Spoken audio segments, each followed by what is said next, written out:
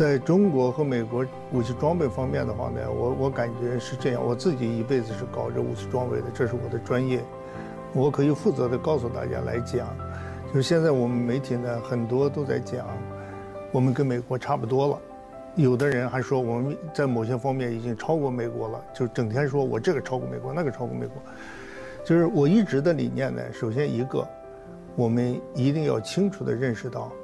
我们和美国相比，我们中国在科学技术、武器装备这方面，我们的差距是很大的。就总的来讲，我们过去是讲落后20多年，这些年我们有了长足的进步，